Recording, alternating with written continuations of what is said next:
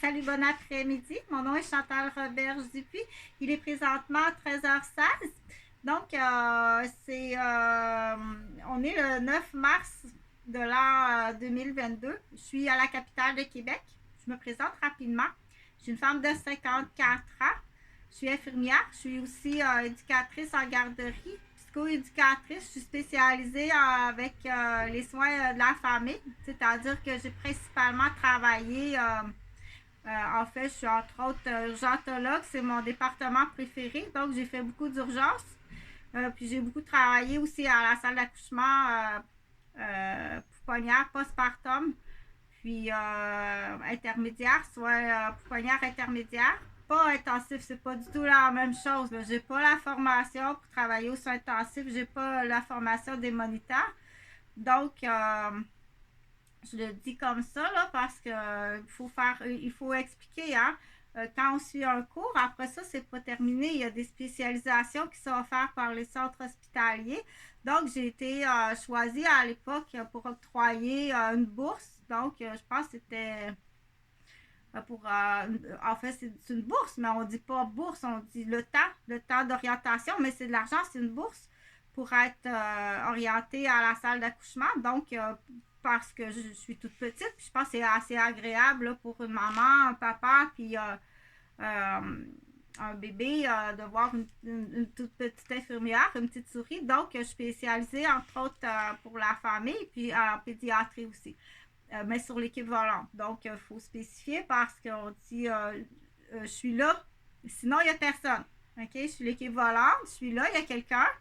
Je suis habituée à travailler sur tous les départements, mais j'arriverai pas là avec la valise parce que je sais d'avance que cette section-là, ce soir, c'est ça. Moi, je sais là à 15 minutes avant mon chiffre. OK? Donc, il faut spécifier. Donc, il faut prendre le temps de justifier.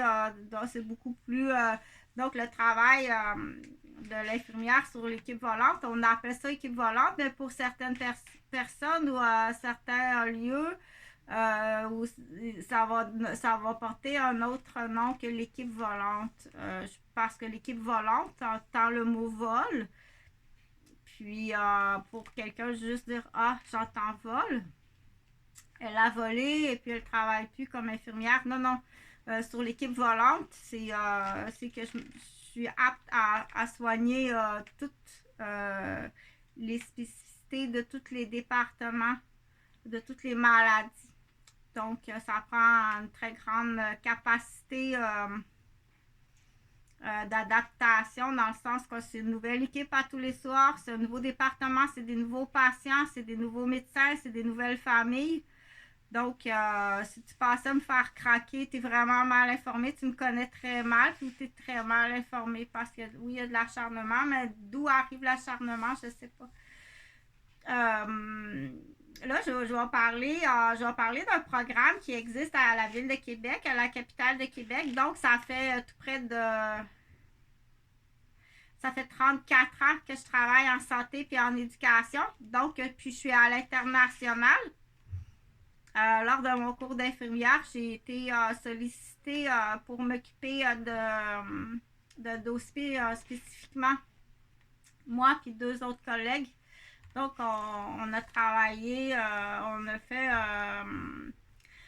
un rapport, un travail spécifique sur la violence conjugale puis la brutalité policière. À ce moment-là, ça existait, ben, ça existe depuis longtemps. Mais ça veut pas dire que c'est tous les policiers qui utilisent mal leur pouvoir, leur capacité, hein. Donc, c'est comme si on dirait, ah, on sait qu'il y a des médecins qui prennent de l'héroïne puis de la cocaïne, mais là, ça veut pas dire que c'est tous les médecins qui prennent de l'héroïne puis de la cocaïne. C'est pas tous les médecins qui sont toxicomanes, OK? Fait que, sauf qu'il faut cibler les patients qui sont mal traités au niveau de la douleur. Un patient qui est mal soigné puis mal traité au niveau de la douleur par son médecin, on peut soupçonner qu'il utilise, hein, il va le laisser dans la douleur, puis il va utiliser sa prescription. C'est lui qui va prendre sa prescription. Fait qu'à ce moment-là, c'est sûr que quand le taux de douleur est très élevé chez une personne, puis c'est le docteur qui se met la prescription des poches, puis c'est lui qui prend la codéine, hein, parce que la popularité, c'est... pardon, juste un instant.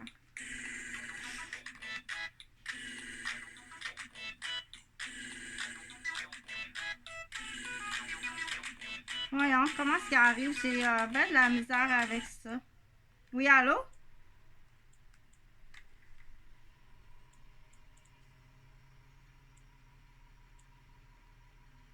Bon, de toute façon, c'est bien plate, là, mais je m'en vais au garage avec mon cellulaire parce qu'on est venu jouer dans mes affaires. J'ai tout un virus là-dessus parce que des fois, je l'ai laissé ici. Donc, c'est à risque quand on laisse nos choses ici. Fait qu'il est rempli de virus. Je suis même pas capable d'accéder à la touche de réponse d'appel. Fait que quand on dit on met une personne sous cloche, on appelle ça comme ça dans le jargon de la brutalité. Que peu importe d'où arrive la brutalité, mais quand c'est rendu là, c'est donc mettre quelqu'un sous cloche, c'est vraiment la mettre cloche à la rue itinérante. Fait que j'ai été itinérante 3 fois. C'est vraiment pas comique, tu payes, puis ça te coûte très cher. Ça va te coûter extrêmement cher, OK? C'est urgent d'aviser la famille parce qu'on fait ça pas pour rien. On fait pas ça pour rien, OK? Ça peut être un médecin toxicomane, comme Jean-Gary Pi, qui est un médecin toxicomane. Ça peut être des parents que j'ai nommés de la garderie. Donc, c'est très grave parce que je suis pas la seule victime, là. Moi, c'est la victime tais-toi. Existe pas, OK? Pas juste moi, mes enfants. Mais il y a d'autres victimes plus graves que ça. Ouvre-toi, va te vendre. Comprends-tu que c'est très grave de pas de rien faire face à ça? Moi, je suis la victime, tais-toi. Mais il y a d'autres victimes bien plus graves que ça. OK? Fais la meule de transport, va porter ça, reviens ici, va là, reviens ici, va voir ce qu'il y a là, viens ici, mais c'est tout un hypocrite. Donc, il faut faire attention quand il y a des gens qui savent qu'ils sont dans un milieu, dire, j'ai pas choisi, mon père puis ma mère dans l'exemple, pas les miens. Mon père puis ma mère sont dans la criminalité. Ça paraît pas, c'est beau, c'est caché par des entreprises, tout est beau, mais ça reste que c'est un enfant de parents de criminalité. Puis là, on sait qu'avec le COVID, il y a beaucoup d'entreprises qui sont en souffrance monétaire. Donc, moi, c'est juste tais-toi, là. Je suis pas une victime, là, moi. S'il y a plus grave que ça. OK? Donc, qu'est-ce qui arrive avec ces enfants-là? Moi, c'est pas moi qui va dire qu'est-ce qui arrive. Mais puis je peux pas expliquer à chaque fois comme si tu étais en deuxième année ou à la maternelle. OK? Où tu fais semblant de pas comprendre parce que là, on sait très bien qu'on protège jamais un membre de la famille. Que tu es suivant sur la liste. Tu le sais. Si tu le sais, tu es le suivant sur sa liste. Pour l'instant, il fait juste utiliser à balayer les autres. OK? Donc, être sous cloche, quand on dit être sous cloche, c'est extrêmement grave. C'est très facile à régler. C'est vraiment facile à régler de régler ça. C'est sûr que la première des choses, c'est qu'ils veulent pas qu'il y ait de communication entre qui pourrait t'aider. Ils veulent pas que les gens se communiquent. Fait que c'est comme ça. C'est pour ça que cette vidéo-là est là. C'est important de la partager à le plus de personnes qui sont ciblées à qui que ça doit arriver quand tous les noms que je nomme. Je dis pas n'importe quoi. Rends-moi pas incrédible, OK? Je suis loin d'être incrédible. Je suis très intelligente. Même si j'ai été frappée beaucoup à la tête et que j'ai été empoisonnée souvent, je suis une personne qui est extrêmement intelligente puis j'ai pas rien fait grand-chose au hasard. Ça a tout un but. Ça a toute une raison, OK? D'avoir fait ça.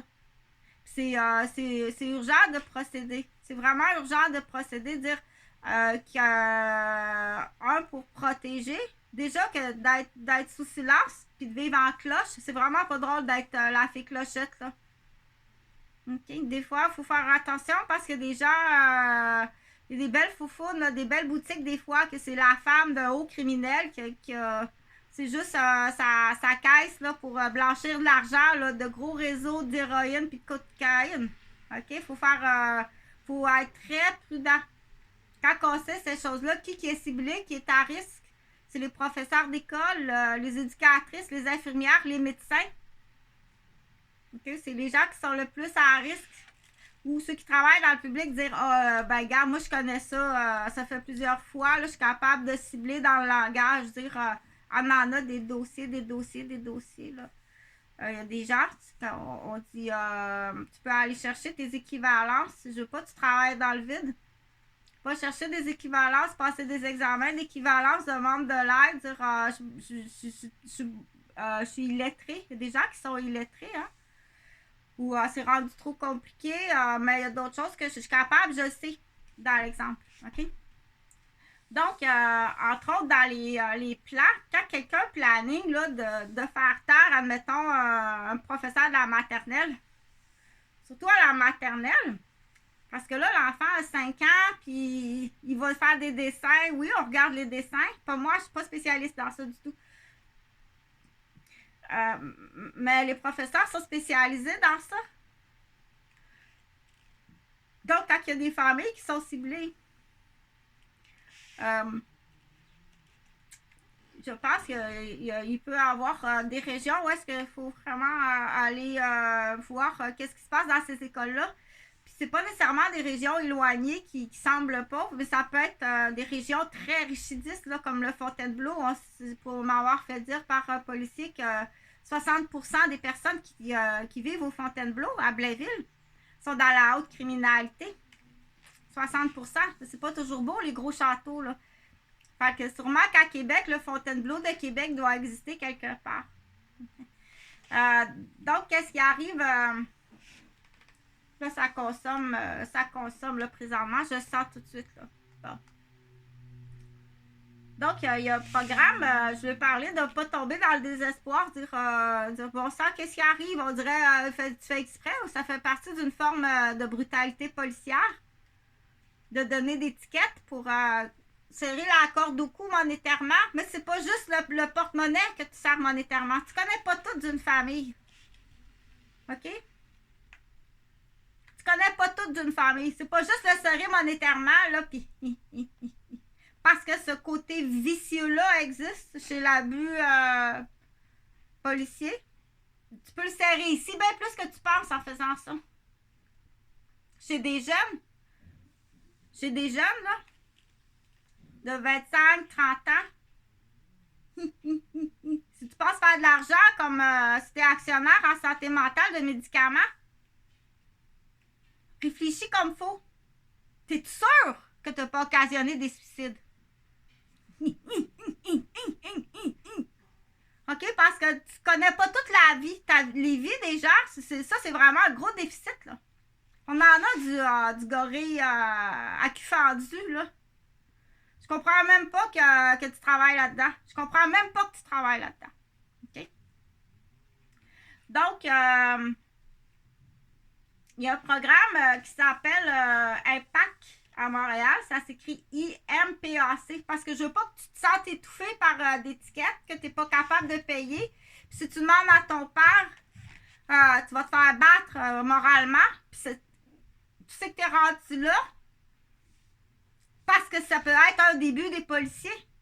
Le petit gars de la gardienne ou le petit gars du professeur.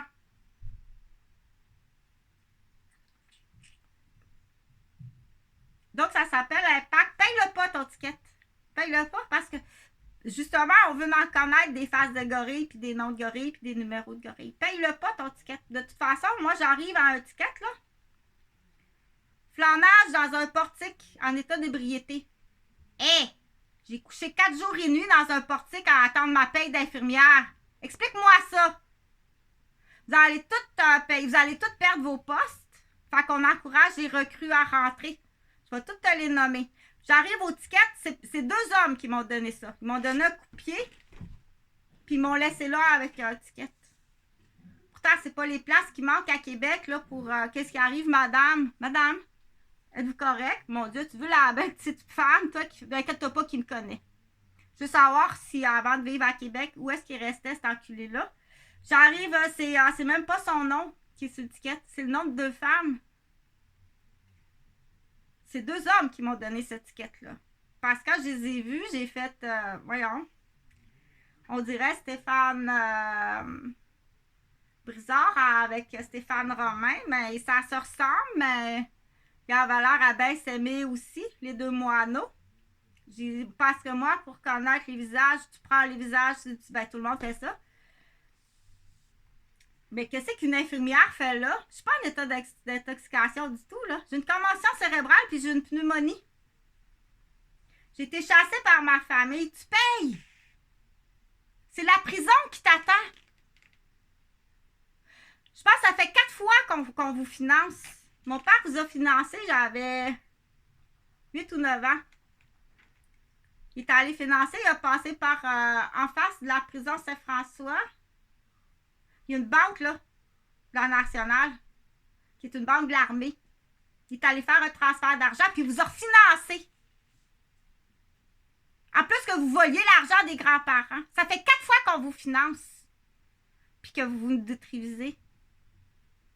OK? Donc, paye-le pas ton ticket. Du coup, on va faire la description de ton gorille. Ben, quand c'est pas un vrai ticket. Quand c'est pas vrai. C'est vrai. Je suis pas capable. Je suis pas capable. Ça te voit pas jusque-là. Paye-le pas. Tu vas aller au programme Impact. Je t'explique tout ce qui s'est passé. Du coup, inquiète-toi pas que tout est noté. T'es pas capable, là. Mets-toi pas en stress pour aller te mettre la corde au cou. Il y a des personnes dans des familles, tu peux pas t'imaginer. Il sait, inquiète-toi pas qu'il sait. Il sait très bien où t'es rendu. T'es fiché depuis 3 ans. Salut.